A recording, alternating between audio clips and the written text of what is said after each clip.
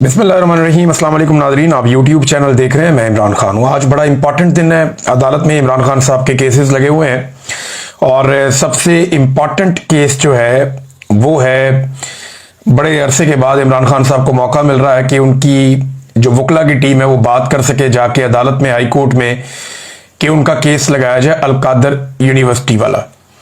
देखें, ये वो वाहिद केस है जिसमें इमरान खान साहब को इस वक्त सजा हुई है। इसी केस में इस वक्त वो जेल में बंद है।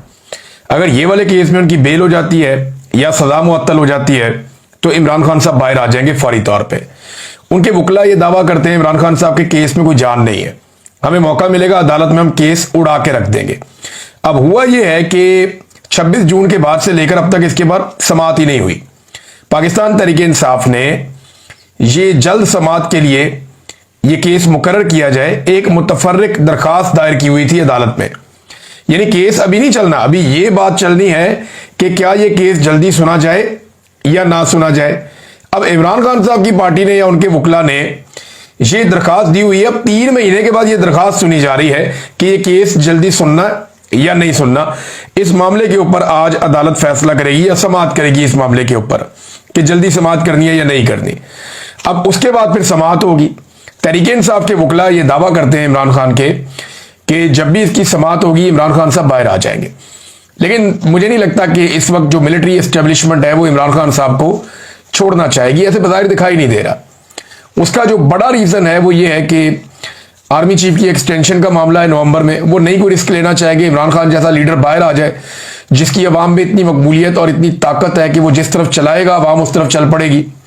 उसने जेल से बैठ के एस्टेब्लिशमेंट को बदतरीन शिकस्त दी और वो इलेक्शन जीत गया वन साइडेड। वो बाहर होगा तो क्या करेगा, ये उसका खौफ तो है इन्हें।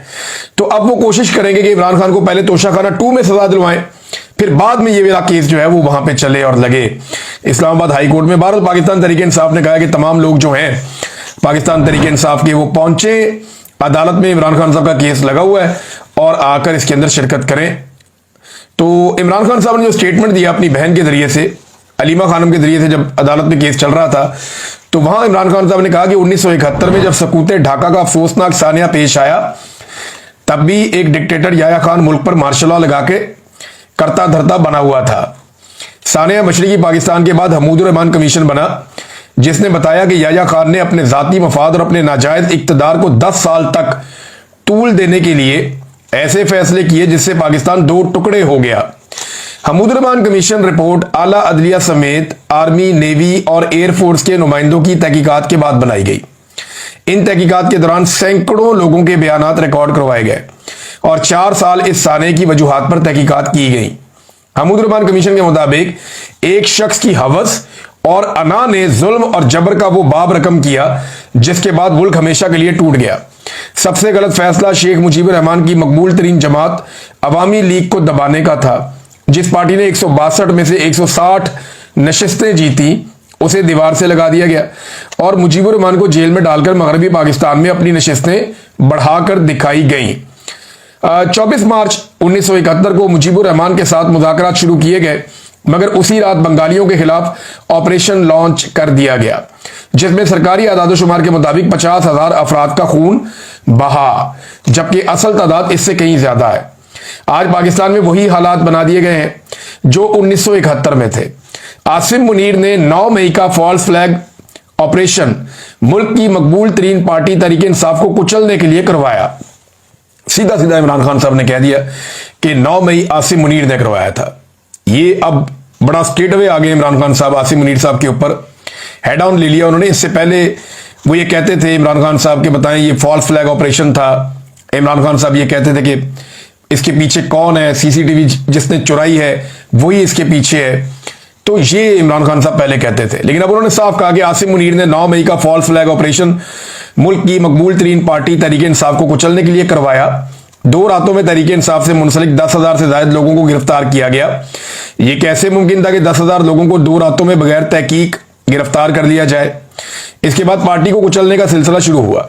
मुल्क की सबसे बड़ी जमात की तमाम सियासी सरगर्मियों पर पाबंदी लगा दी गई। कोई तरीके इंसाफ का परचम उठाता तो उसे उठा लिया जाता। हमारे उम्मीदवारों और उनकी फैमिलीज को अगवा किया गया, हमसे हमारा इंतखाबी निशान तक छीन लिया गया, मगर अवाम ने 8 फरवरी को बाहर निकलकर इस सारे बयानिए को जमीन बोस कर दिया। 8 फरवरी इनकलाब का दिन था, जब लोगों ने जुल्म के निजाम के खिलाफ वोट दिए और तहरीक इंसाफ को 2/3 अक्सरियत दिलवाई।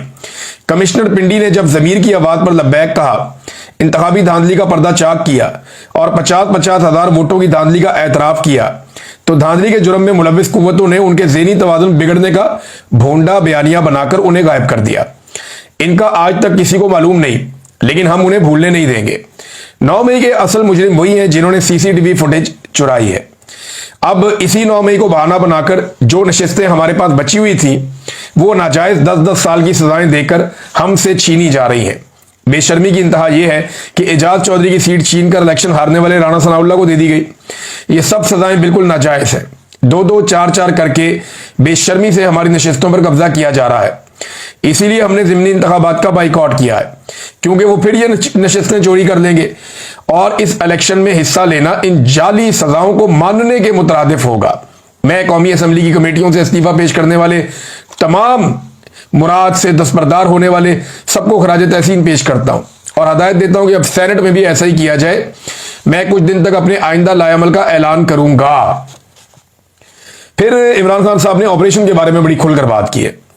उन्होंने कहा ऑपरेशन बंद होना चाहिए और एएनपी को गैर मकबूल किया गया था इसी तरह एक ऑपरेशन करके सिर्फ बैरूनी कुव्वतों की खुशनुदी के लिए अपने ही लोगों के खिलाफ फौजी ऑपरेशन से हालात बेहतर होने की बजाय मजीद बिगड़ते हैं। एक तरफ हमारे सिक्योरिटी फोर्सेज वाले और दूसरी तरफ भी हमारे अपने शहरी मारे जाते हैं। अपनों को मारने से हमेशा दहशतगर्दी में इजाफा होता है। हमारी जानिब से अफगानिस्तान और पाकिस्तान में जारी ड्रोन हमले फौरी बंद होने चाहिए। फिर उन्होंने कहा तमाम सूबाई और कौमी असम्बली के मेंबरान को मैं हदायत करता हूं कि सूबे में अमन के लिए अपने और अपने ही लोगों के खिलाफ ऑपरेशन और ड्रोन हमलों को रोकने के लिए मिलकर बैठे और मुजामत करें। ये इमरान खान साहब ने कहा। फिर अफगानिस्तान के बारे में इमरान खान साहब ने बताया कि उन्हें बड़ी तकलीफ है जिस तरह उनको निकाला गया वहां से, और फिर उन्होंने कहा कि आसिम मुनीर एंटी तालिबान लॉबी को खुश करने के लिए ये सब कर रहा है और जहां जंग नहीं है वहां जानबूझकर जंग नाफिज कर रहा है। ये इकदाम फौरी तौर पर रुकने चाहिए वरना हालात मजीद बिगड़ेंगे, ये साबिक वज़ीर आज़म कह रहे हैं। उसके बाद इमरान खान साहब ने अपने जो ट्वीट का तीसरा हिस्सा, 3 हिस्सों में उन्होंने ये ट्वीट किया है। उन्होंने कहा जी मेरी बहनों और एहलिया का सियासत से कोई लेना देना नहीं है। अलीमा खान बाहर आकर सिर्फ मेरा पैगाम पहुंचाती है। उनके खिलाफ मुहिम अफसोसनाक है और मुल्क पर मुसल्लत रजीम की बुज़दिली और खौफ का वाज़ेह सबूत है। बुशरा बेगम की भी सियासत के कोई अमल दखल नहीं है। बुशरा बीबी ने आज तक मुझे किसी वजीर, टिकट होल्डर या सेनेटर को नामजद करने का नहीं कहा। वो कोई सियासी पैगाम नहीं भेजती। वो कैद तन्हाई में है। इनका बाहर किसी सियासी शख्सियत के साथ कोई राब्ता नहीं है। इनको कैदोबंद की सऊबतें सिर्फ मेरी एहलिया होने की वजह से बर्दाश्त करनी पड़ रही हैं। जालिम रजीम को लगता था बुशरा बेगम को मेरी कमजोरी बनाकर इस्तेमाल करेंगे, लेकिन वो मेरी ताकत बन गई। ये वाहिद खातून है पाकिस्तान की तारीख की जो गैर सियासी है, मगर सिर्फ इनके खानदान के किसी शख्स के सियासत में होने की वजह से उन्हें कैद बर्दाश्त करनी पड़ी हो। बुशरा बेगम की तबीयत नासाज है, उन्हें चलते हुए चक्कर महसूस होते हैं। उनके मुआयने के हवाले से दरखास्त दायर की गई है, लेकिन अभी तक कबूल नहीं की गई। उनका डॉक्टर से तरजीही बुनियादों पर मुआयना इंतहाई अहम है। बुशरा बेगम को सियासी मुकदमात में कैद करना आसिम रजीम की इखलाकी और मजहबी गिरावट का सबूत है। मुझ पर और मेरे खानदान पर तमाम मुजालिम आसिम मुनीर करवा रहा है। मुल्क में इस वक्त आसिम लॉ नाफिज है, जिसने डाकू डफर अलायंस के तहत मुल्क चलाकर इखलाकियात का जनाजा उठा दिया है। इखलाकी पस्ती का सबूत यह है कि मेरे खानदान की औरतों को भी निशाना बनाया जाता है। ये जी इमरान खान साहब का बयान है। अब नाजरीन आप आ जाएं कि हालात क्या है।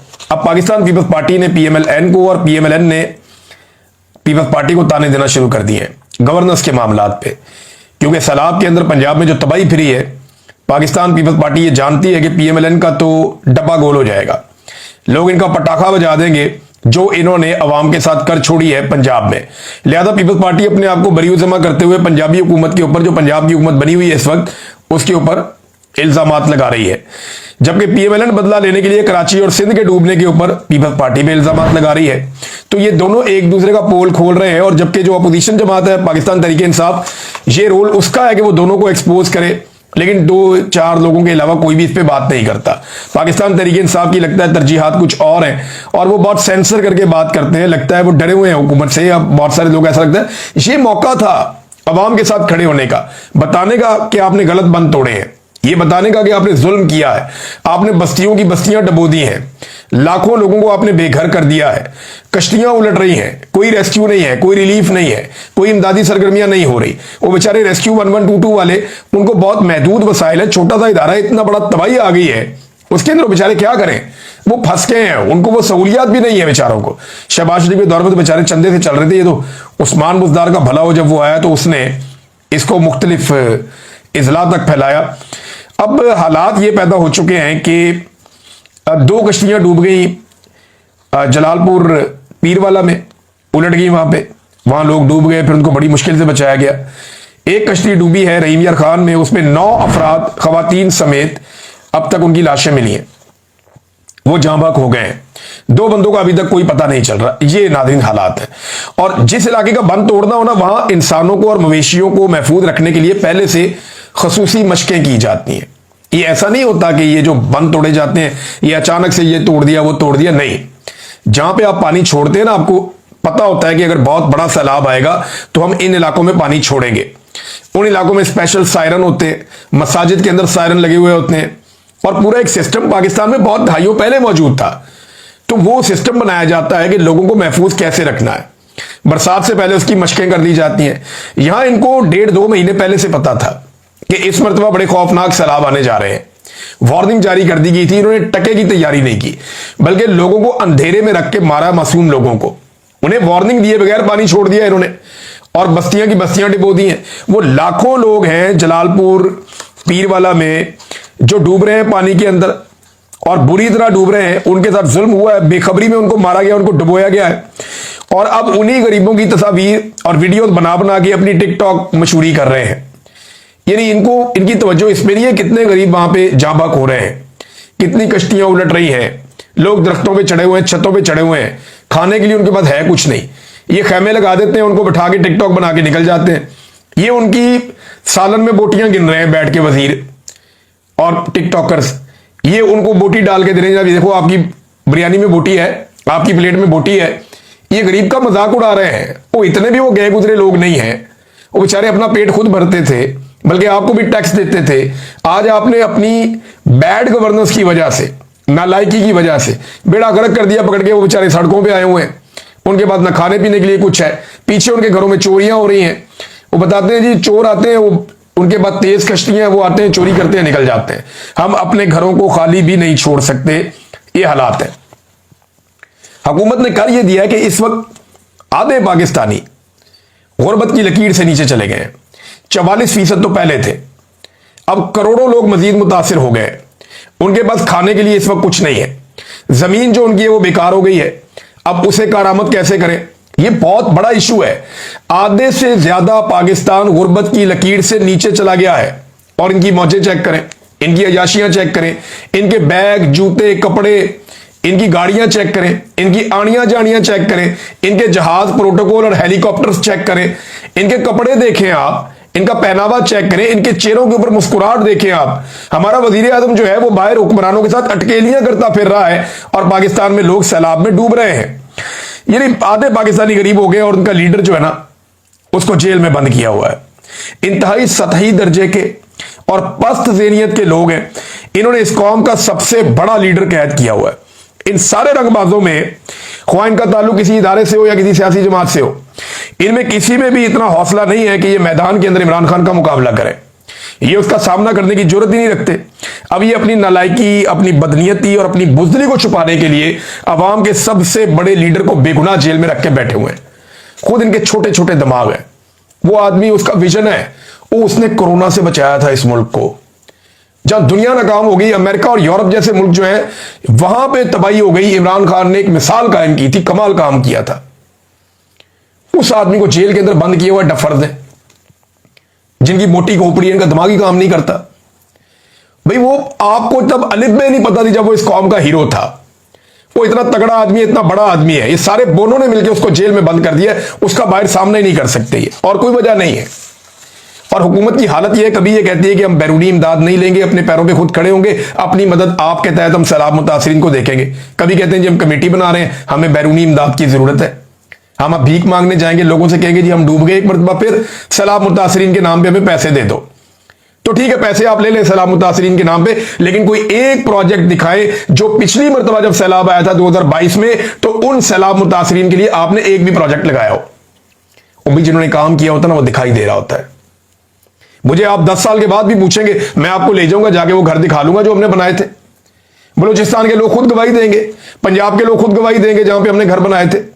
वो 2000 के करीब मकान है जिनकी छतें डाली थी, जाके पूछ ले, आपको आज भी सारा डाटा मिल जाएगा। एक एक चीज आपको बता, जब काम आप करते हैं तो आपको रिकॉर्ड होता है। इन्होंने टके का काम नहीं किया, गवर्नमेंट इनके पास है, अरबों डॉलर्स के इनको जो प्लेजेस हुए थे, कोई एक प्रोजेक्ट दिखा दे जो इन्होंने सैलाब मुतासरीन के लिए बनाया हो। कुछ नहीं बनाया इन्होंने, कुछ भी नहीं बनाया। अब नाज़रीन आ जाए, एक और स्टोरी है उसकी तरफ, और ये जो स्टोरी है ये गंडापुर साहब के पासपोर्ट के हवाले से। अब उन्होंने बात छेड़ दी है तो बात निकलेगी तो फिर दूर तलक जाएगी, तो लोग सवाल तो पूछेंगे, फिर जब बात निकलेगी तो दूर तलक जाएगी। अब गंडापुर साहब का पासपोर्ट देखें, इनके भाई ने ट्रेवल किया गंडापुर साहब के बैरून मुल्क, तो गंडापुर क्यों नहीं कर पा रहे, सवाल यह है। हालांकि ये आर्मी चीफ को भी मिलते हैं, इमोशन नकवी इनको मिलने भी आता है, उसको मिलने भी जाते हैं, सारी चीजें नॉर्मलाइज है। मैं मानता ही नहीं इनको पासपोर्ट नहीं इनके पास। ये तो लगता है जानबूझ के इन्होंने किया हुआ है। भाई वजीर आला के पास ऑफिशियल पासपोर्ट होता है, ऑफिशियल पासपोर्ट, इसके ऊपर ऐसे लिखा हुआ होता है। डिप्लोमेटिक पासपोर्ट जो है वजीर आला के पास नहीं होता, वो वजीर आजम के पास बड़े जो ऑफिसर है आर्मी चीफ के पास होता है डिप्लोमेटिक पासपोर्ट। अच्छा, पाकिस्तान में एक बड़ी अजीब और बात मैं आपको बताता हूं, मैं स्टडी कर रहा था। पाकिस्तान के आर्मी चीफ के पास डिप्लोमेटिक पासपोर्ट है, लेकिन पाकिस्तान के चीफ जस्टिस के पास, जिसका ओहदा बहुत बड़ा, उसके पास ऑफिशियल पासपोर्ट है। तो जो डिप्लोमेटिक पासपोर्ट होता है ना, ये सुपीरियर होता है। तो जो ऑफिशियल पासपोर्ट होता है ना, ये थोड़ा छोटा पासपोर्ट होता है, काफी छोटा होता है उससे। तो पाकिस्तान के आर्मी चीफ के पास डिप्लोमेटिक पासपोर्ट है, 22वां ग्रेड है उनका, लेकिन पाकिस्तान के चीफ जस्टिस के पास ऑफिशियल पासपोर्ट है। अच्छा, इंडिया में इसका उलट है। इंडिया में जो उनका आर्मी चीफ है उसके पास ऑफिशियल पासपोर्ट है, और जो उनका चीफ जस्टिस है उसके पास डिप्लोमेटिक पासपोर्ट है। देखिए कितना फर्क है। अच्छा, बर्तानिया और अमेरिका के जो आर्मी चीफ है ना, उनके पास भी डिप्लोमेटिक पासपोर्ट नहीं है। ये मैं आपको बता रहा हूं डाटा देख के, अजीबोगरीब सूरत हाल है। यानी मौजूदा आर्मी चीफ के बेटों के बारे में, बेटियों के बारे में और दामादों के बारे में एक स्टोरी की थी अहमद नूरानी साहब ने। उन्होंने कहा था कि इनके दामाद जो है, उनकी फैमिली, इनके पास ऑफिशियल पासपोर्ट्स हैं। गालिबन उन्होंने डिप्लोमेटिक कह दिया था, लेकिन ऑफिशियल पासपोर्ट्स हैं उनके पास। गंडापुर का ऑफिशियल पासपोर्ट बनता है, पर वो कह रहे मेरे पास नहीं है। मैंने कानून इसका देखा कि ये इनको मिलता कब है, तो जिस दिन वो अपना ऑफिस एज्यूम करता है, वो ऑटोमेटिकली ऑफिशियल पासपोर्ट हर वजीर आला को दिया जाता है।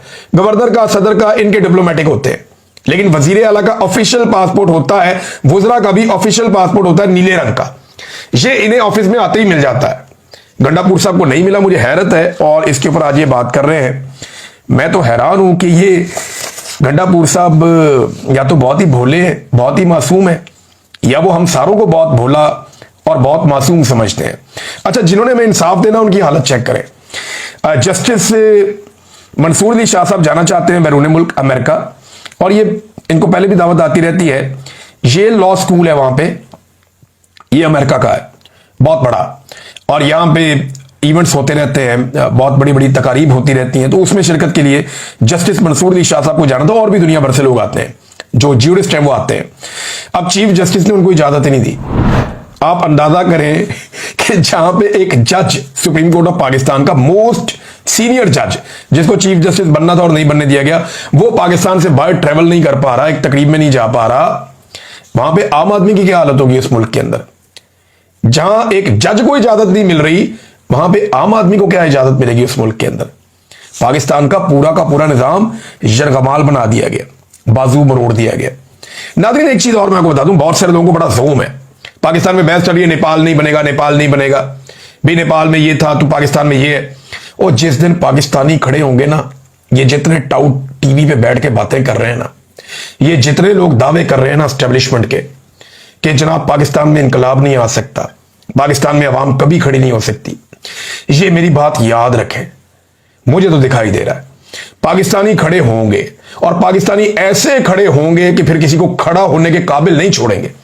जिसने इस मुल्क के साथ जुल्म किया ना, जिसने इस मुल्क को लूटा है और जिसने इस मुल्क के साथ तबाही की है, जिस दिन पाकिस्तान खड़े होंगे। ये टाइम लग सकता है, हो सकता है जल्दी, हो सकता है देर सवेर हो जाए, टाइम लग सकता है, लेकिन होना जरूर है। ये मैं अच्छी तरह जानता हूं कि पाकिस्तानी एक वक्त आएगा कि पाकिस्तान की मिलिट्री एस्टेब्लिशमेंट से और पाकिस्तान के जो माफियाज बैठे हुए हैं इनसे अपनी बर्बादी का बदला एक दिन लेंगे, और ये वक्त आएगा। ऐसा नहीं है कि ये नहीं आना। ये जो लोग अभी ये बातें कर रहे हैं ना, नीरू की तरह बांसुरी बजा रहे हैं, इन्हें पता नहीं है पाकिस्तानी अंदर से कितने भरे हुए हैं। मैं रोजाना इतने लोगों से बात करता हूं कि जितना ये सोच भी नहीं सकते, और पाकिस्तानियों के अंदर जो गुस्सा है ना, वो आपको नजर आएगा, एक वक्त आएगा, और ये वक्त ज्यादा दूर मुझे दिखाई नहीं दे रहा। नाजरीन, कतर के ऊपर इन्हें ये लगता है कि अमेरिका इनके साथ है तो उनकी बचत हो जाएगी। तो मैं आपको बताता हूं कि कतर पे हमला हुआ, इसराइल ने हमला किया। ये वही कतर है जिसमें अमेरिका के अड्डे हैं। ये वही कतर है जिसने $400 मिलियन का तैयारा डोनाल्ड ट्रंप को गिफ्ट किया था। ये वही कतर है जिसने $1.2 ट्रिलियन की सरमायाकारी का, ये ट्रिलियन बता रहा हूं, बहुत बड़ी सरमायाकारी का अमेरिका के साथ मामला किया था कि ये सरमायाकारी कर रहे हैं अमेरिका में हम, इतनी बड़ी सरमायाकारी कि कोई और नहीं कर रहा। उस कतर के ऊपर इसराइल ने अटैक किया। अमेरिका ने क्या किया? मजम्मत तक नहीं की। डोनाल्ड ट्रंप का आप स्टेटमेंट देखें, बड़ा मजेदार है। डोनाल्ड ट्रंप ने कहा कि दोहा में हमले का फैसला मेरा नहीं है बल्कि नेतन्याहू का था। मैं इससे खुश नहीं हूं। मैंने इसराइली हमले के बारे में कतर को पेशगी मुतला करने की हिदायत की थी, लेकिन बदकिस्मती से वार्निंग देने में ताखीर हुई। अमेरिकी सदर मुजम्मत भी नहीं है बीच में, कतर पे अटैक मुजम्मत भी नहीं है। और पाकिस्तान की मादनियात क्या बेचती हैं भाई? जिस वक्त डोनाल्ड ट्रंप ने दूसरी साइड ली, आपकी मादनियात सारा कुछ ये बीच में ही रह जाएगा। तल्लकात आपके कतर के भी बहुत अच्छे तल्लकात हैं, लेकिन वो फिर इसराइल के साथ ही खड़े हैं।